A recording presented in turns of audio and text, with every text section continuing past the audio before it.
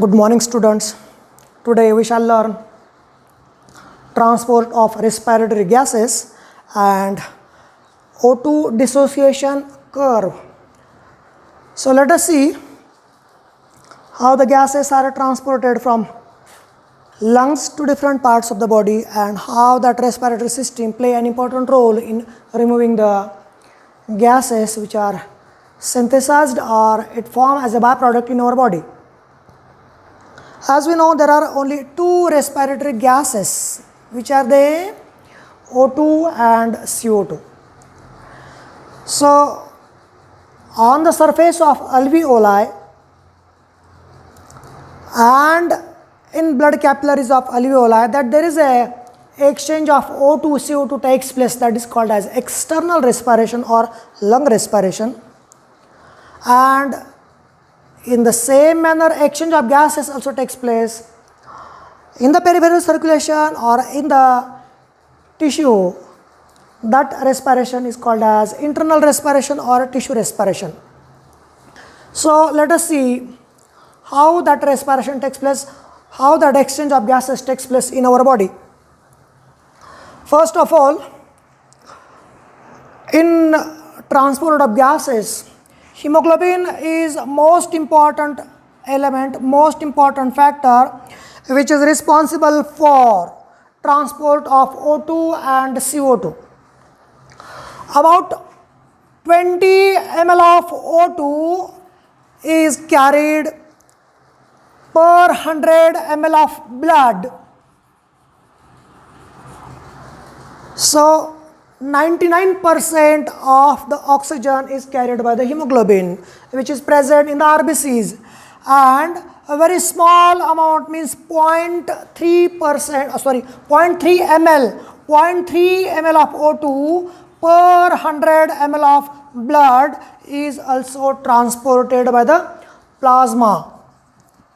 So here hemoglobin has much contribution in transport of O2. So let us see what happens in the lungs. When we inhale air, in air the partial pressure of oxygen is about 159 millimeter of mercury. Why we call it as a partial pressure? Because when we inhale air, it is the mixture of different gases. So when that gas exerted pressure along with the mixture, then it is the partial pressure. So partial pressure of oxygen on the alveolar surface, it is 159 millimeter of mercury. Then what about the venous blood? Venous blood which comes into the capillaries of alveoli, it has also partial pressure of oxygen, but it is about only 30 to 40 mm of Hg. So here much difference is there.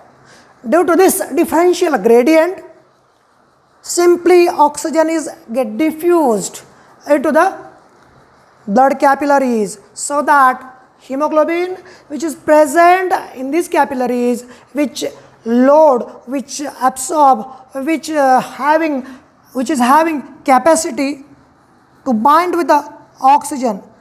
As we know, this hemoglobin is having much affinity with that of oxygen, and as we know, hemoglobin is having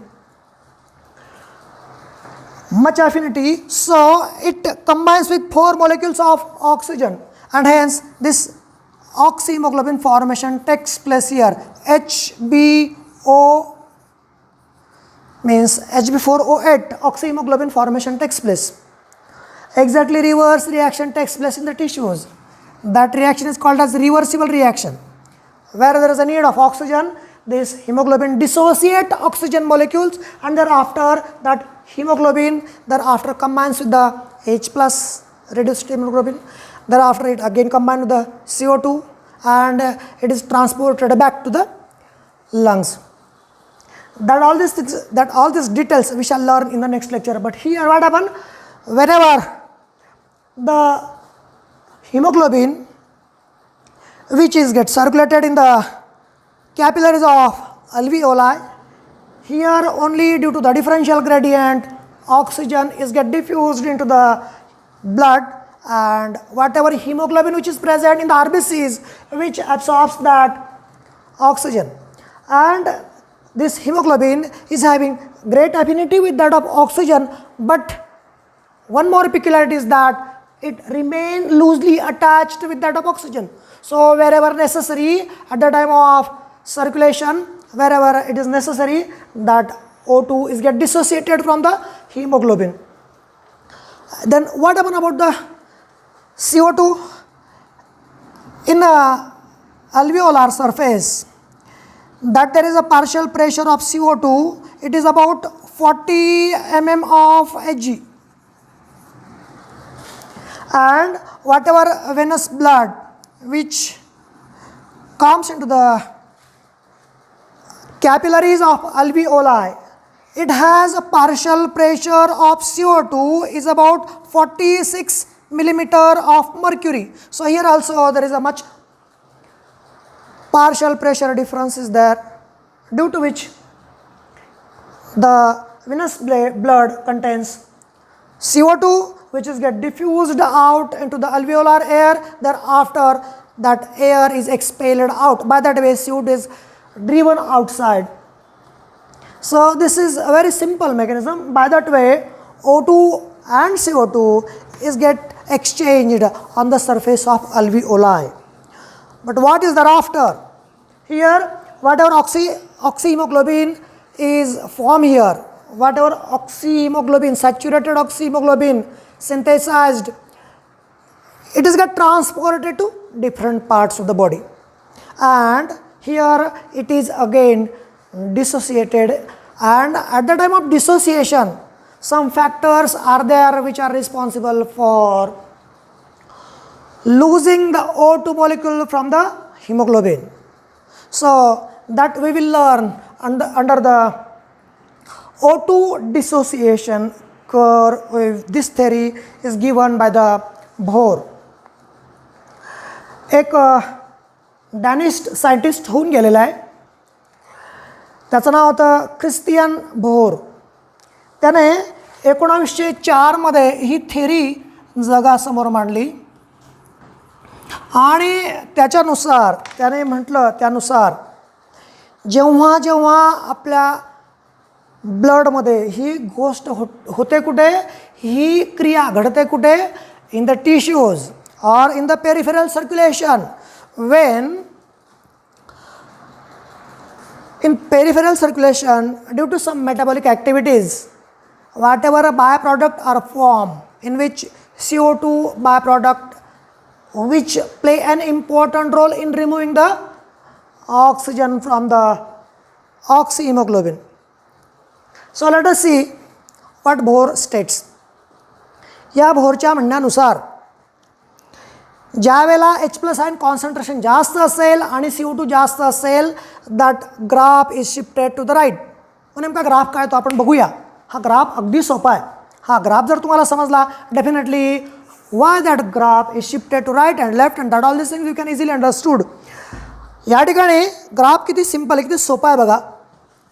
हा graph कसा plot केलेला आहे, एका बाजूला % saturation of hemoglobin with that of oxygen असं दाखवलेलं आहे, and it is plotted against the partial pressure of oxygen. जसा जसा पार्शियल प्रेशर वाढत जातो तसं तसं सॅच्युरेशन वाढत जातं हिमोग्लोबिनचं आणि ऑक्सिजनचं. मग ज्या वेळेला 100 मिलीमीटर ऑफ Hg एवढा पार्शियल प्रेशर असेल, in that situation exactly 100%, 99 to 100% of saturation takes place. Saturation कसलं? When hemoglobin is combined with the O2, it forms oxyhemoglobin. जेव्हा तो sufficient सगळे Hb molecules O2 बरोबर कंबाईन झालेले असतील, तर तेव्हा त्याला आपण फुल्ली सॅच्युरेटेड असं म्हणतो. सो फुल्ली सॅच्युरेशन और 100% saturation takes place at the 100 mm of Hg. आणि आपल्या लंग सरफेसवरती हा प्रेशर त्याच्यापेक्षा नक्की जास्त असतो. When that partial pressure goes above 100, definitely in lungs, every time, in every breath, what will happen there? 100% saturation of that oxyhemoglobin takes place here. Now let us see. Here it forms a sigmoid curve. जेव्हा या भौरशास्त्रज्ञाने हा graph plot केला त्यावेळेस त्याच्या एक लक्षात आलं की हा असा सिग्मॉइड ग्राफ तयार होतो. पण सिग्मॉइड ग्राफ तयार जरी झाला तरी देखील या ठिकाणी हा फ्लक्च्युएट होतो किंवा याचं रिलेशन त्या डिसोसिएशन बरोबर दाखवलेलं आहे. Why does dissociation takes place in tissues, त्याचं उत्तर तुम्हाला याच्यात सापडतं. Due to metabolic activities, suppose that by hand or in your muscles you are doing hard exercise, tremendous exercise, what will happen thereafter? It is responsible for synthesis of some byproduct, and in that CO2 is the major important byproduct. It has to be removed out from that. So here what happens? When that CO2 increases, CO2 combines with H2O molecules which are present in the tissue fluid or around the tissue fluids. So here this is also a reversible reaction, and that there is a formation of H2CO3 means bicarbonate. Now this this is the carbonic acid. So after the formation of bicarbonic acid, it is responsible for quick dissociation into H plus ion concentration and bicarbonate means HCO3 minus ions. So here whatever H plus ions are formed, this is the bicarbonate, this is the H plus ion concentration. When H plus ion concentration increases, acidity increases. It's a very simple mechanism that we know very well. So here when CO2 increases, ultimately H plus ion concentration is also increases, and if this thing happens, definitely this graph is shifted to the right. This indicates that whenever there is a decrease of pH,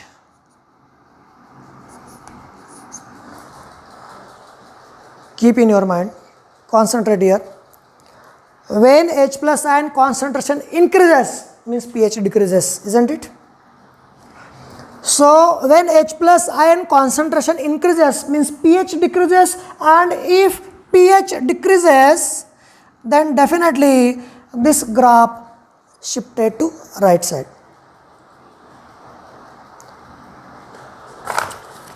Practically one more thing is noted. Generally in normal person, pH of blood is 7.4.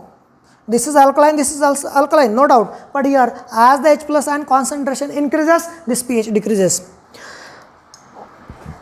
पण जर H plus ion concentration हे कमी झालं म्हणजे जर pH जर वाढला तर काय होऊ शकतं? जर pH वाढला तर या ठिकाणी this graph is try to become T-shaped.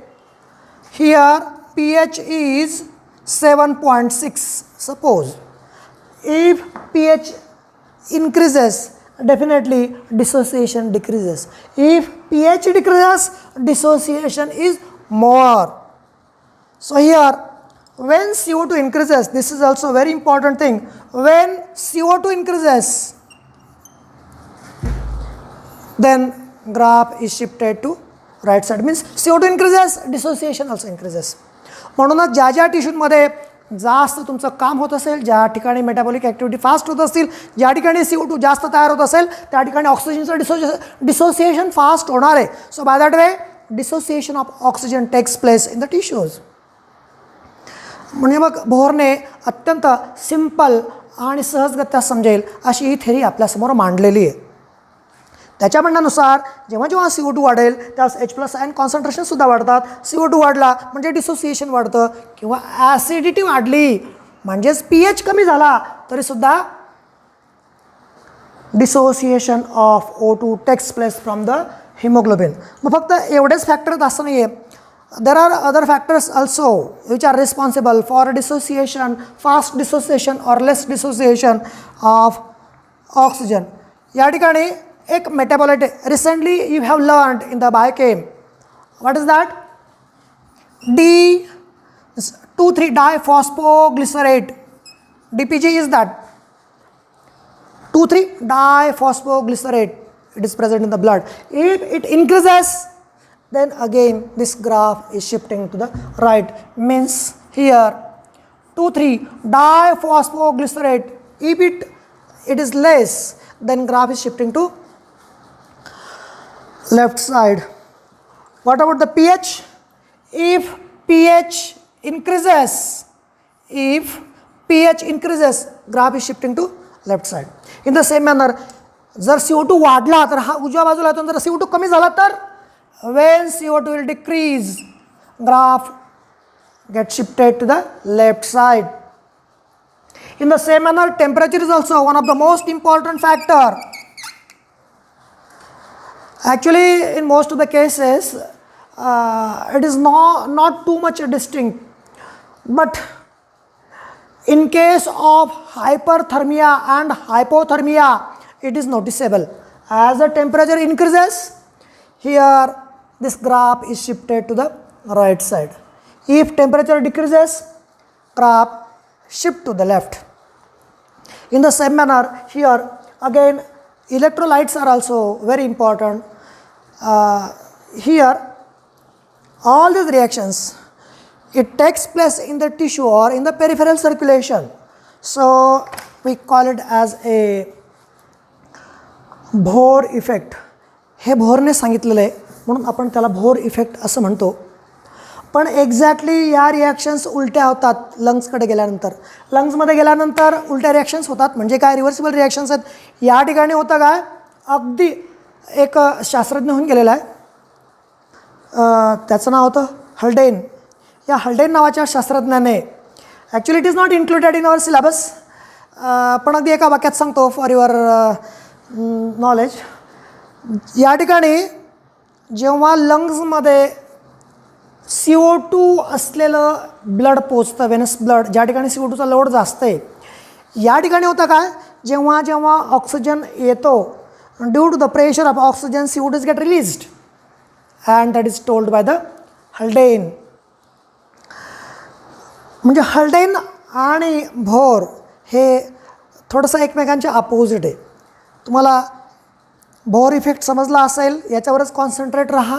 Bohr effect, or it is also called as O2 dissociation curve. Sometimes in examination they may ask you what about the oxyhemoglobin dissociation curve. Sometimes hemoglobin oxygen dissociation curve, like that, by 3 different names. Examiner may ask you, write note on that. Or fourth name is the Bohr effect. So I hope that you might be understood properly. If you may have any doubt, please ask me on drkiranahirao@gmail.com.